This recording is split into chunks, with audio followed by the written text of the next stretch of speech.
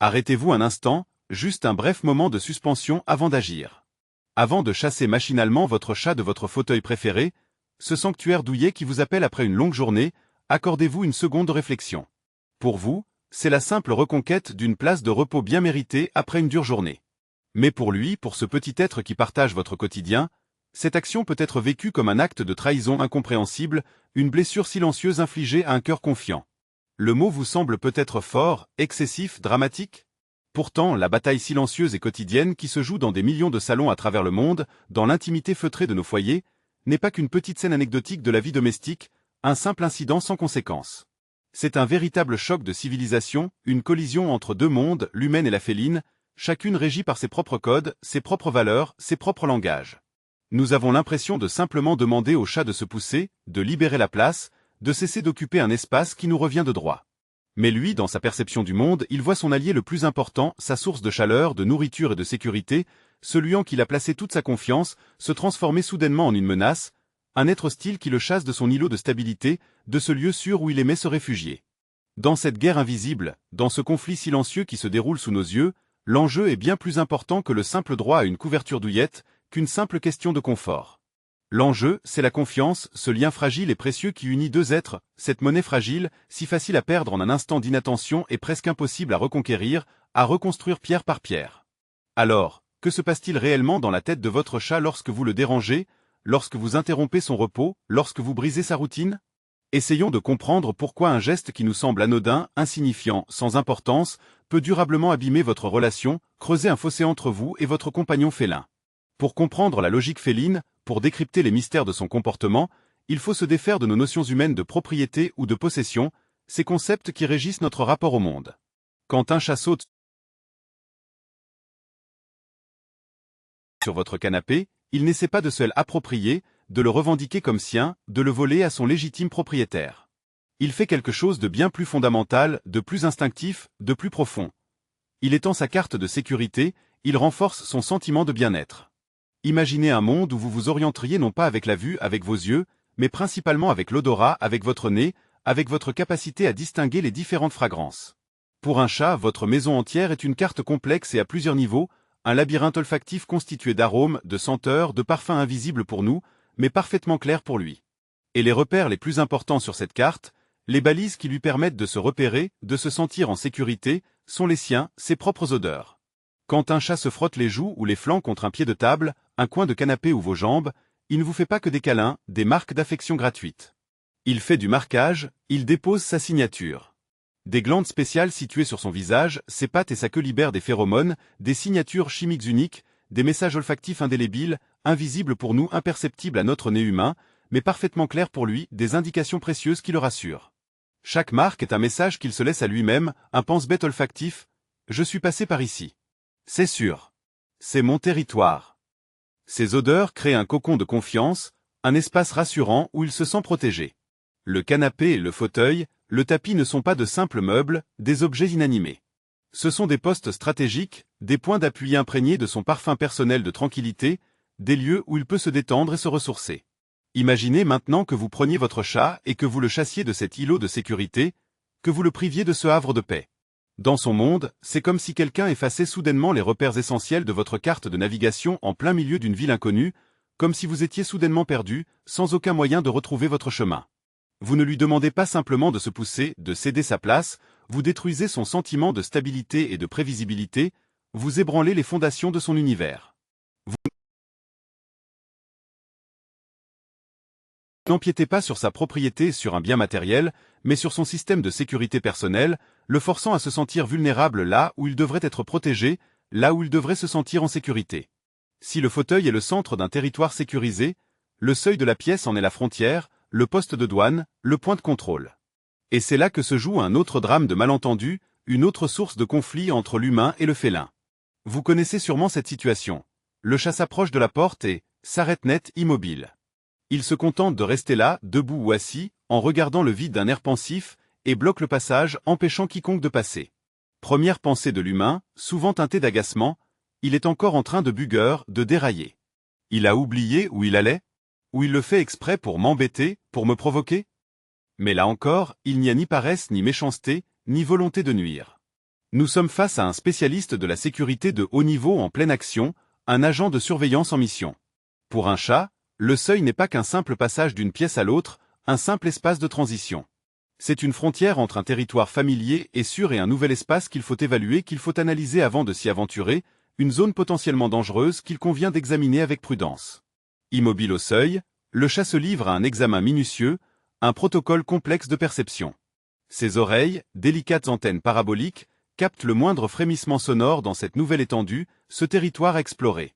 Son nez fin, explorateur infatigable, sonde les courants d'air, aspirant les effluves inconnus, décryptant les signaux potentiellement alarmants.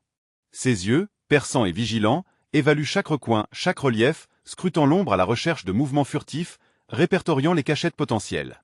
En somme, il procède à une analyse rapide des risques, une évaluation instinctive des dangers possibles avant de s'aventurer plus avant en ce qui représente pour lui un monde inconnu.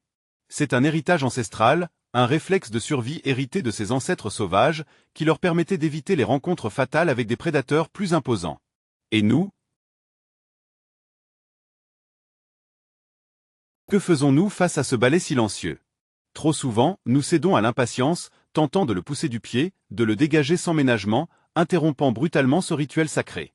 Pour le chat, c'est comme si l'on bousculait un démineur en pleine opération, le sommant d'avancer sans attendre, alors même qu'il s'efforce d'identifier le tic-tac menaçant d'un mécanisme explosif. Non seulement nous le dérangeons, mais nous le contraignons à pénétrer dans un espace que son cerveau n'a pas encore validé comme sûr, transformant notre propre personne en une source de stress et d'imprévisibilité. Maintenant que nous comprenons que le moelleux du canapé représente une carte de sécurité, un havre de paix, et que le passage de la porte constitue un véritable contrôle frontalier, une limite à franchir avec prudence, essayons d'assembler ces deux pièces du puzzle. Que se passe-t-il dans la conscience subtile d'un chat lorsque nous, son principal protecteur, violons avec une telle constance ces règles invisibles, ces frontières impalpables qui structurent son monde? Les chats ne raisonnent pas en termes de morale, comme les humains. Ils ne possèdent pas de notions abstraites de justice ou de bien. Leur univers est régi par un principe plus simple, plus fondamental, la cohérence et la prévisibilité. Le maître, l'humain qui partage sa vie, est le centre de son univers. C'est l'être associé aux expériences les plus positives. La nourriture réconfortante, la chaleur apaisante, la sécurité rassurante, les câlins tendres. L'humain est un phare vivant, un signal constant qui indique que tout va bien, que l'équilibre est maintenu. Et voilà que ce phare, autrefois fiable et rassurant, se met à vaciller, à adopter un comportement irrationnel. Celui qui est censé le protéger devient lui-même une source de menace. Il le chasse sans ménagement de son territoire marqué, de son refuge sûr. Il le force à franchir des frontières non évaluées, potentiellement dangereuses. Dans la logique féline, c'est un bug du système, une anomalie inattendue. Le principal garant de la stabilité se transforme lui-même en un élément imprévisible. Aujourd'hui, il prodigue des caresses, demain il chasse sans raison apparente. Aujourd'hui, il nourrit généreusement, demain il provoque du stress et de l'anxiété. Cette incohérence mine la confiance fondamentale, ce socle sur lequel repose sa relation avec nous. L'animal ne comprend plus à quoi s'attendre de notre part. C'est cela que l'on peut assimiler à une trahison dans son langage silencieux. Il ne pense pas « mon maître est mauvais ». Il pense plutôt « le monde autour de moi est devenu chaotique et dangereux, et la source de ce danger est celui en qui j'avais le plus confiance ». En conséquence, le chat peut commencer à nous éviter, à se cacher, à se montrer agressif ou anxieux. Il ne se venge pas. Il essaie simplement de survivre dans un monde qui a soudain cessé d'être compréhensible et sûr pour lui. Nous l'avons donc compris, employer la force, même la plus légère, c'est détruire la confiance, briser le lien fragile qui nous unit. Mais que faire si vous avez réellement besoin de vous asseoir dans votre fauteuil préféré? La réponse est simple. Au lieu du langage de la force, nous devons apprendre le langage subtil de la diplomatie féline. Votre objectif n'est pas de chasser l'animal, mais de faire en sorte qu'il ait envie de partir de lui-même, et avec plaisir, en associant son départ à une expérience positive. C'est plus facile qu'il n'y paraît, bien plus facile qu'on ne l'imagine. Voici quelques techniques diplomatiques éprouvées, des stratégies douces pour parvenir à vos fins, une offre qu'il ne peut pas refuser. C'est le principe de base, la clé de voûte de la communication féline. Si vous avez besoin d'un endroit précis, rendez un autre endroit encore plus attrayant, irrésistible.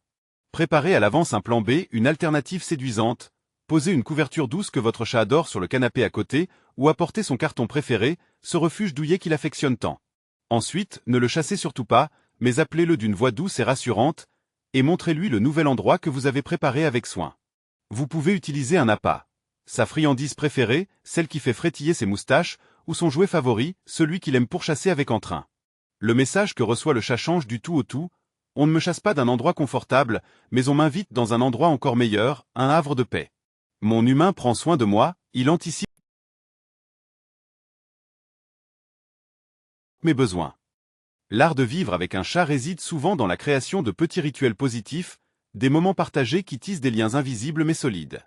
Ces créatures, souvent perçues comme indépendantes, sont en réalité étonnamment réceptives à l'éducation, à condition qu'elles soient fondées sur le renforcement positif, une approche douce et gratifiante. Imaginez que vous souhaitiez que votre chat quitte un endroit précis, peut-être un fauteuil particulièrement confortable. Au lieu d'une approche abrupte, qui pourrait engendrer stress et méfiance, mettez au point un signal conventionnel, un code secret entre vous et votre félin.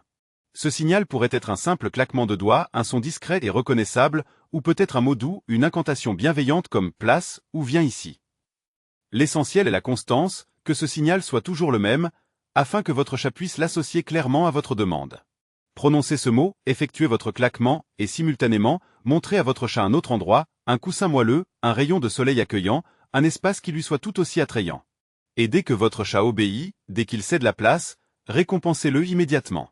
Pas avec une simple tape distraite, mais avec des éloges sincères, une voix douce et encourageante, des caresses tendres qui lui montrent votre appréciation, ou peut-être même une petite friandise, une gourmandise savoureuse qui renforce l'association positive.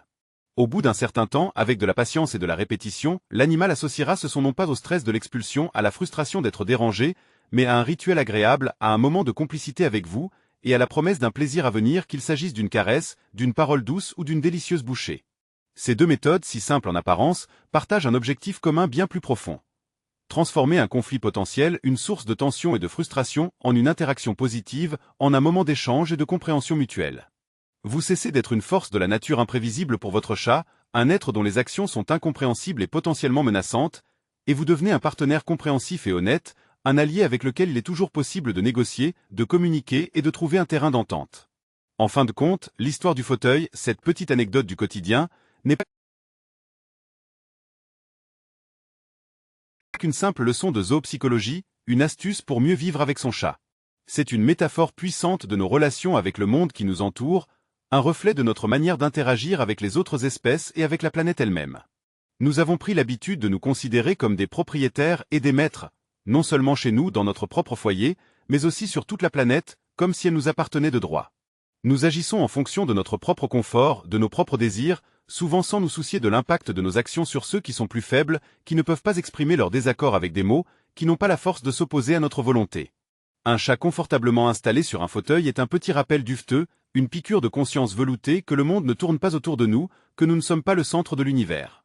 Comprendre ces frontières invisibles, respecter ses rituels et son langage, même s'il est fait de miaulements subtils et de mouvements de queue expressifs, c'est le premier pas vers un changement de paradigme, une transformation profonde de notre manière de penser et d'agir.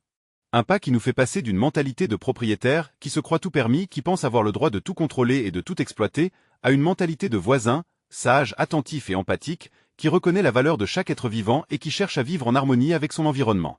En apprenant à négocier avec un chat au lieu de le commander, en comprenant ses besoins et ses désirs au lieu de simplement lui imposer les nôtres, nous cultivons une qualité dont l'humanité a plus que jamais besoin aujourd'hui. La capacité de voir le monde à travers les yeux d'un autre être, de ressentir ses émotions, de comprendre ses motivations. Nous ne devenons pas seulement de meilleurs maîtres pour nos animaux de compagnie, plus attentifs à leur bien-être et à leur bonheur.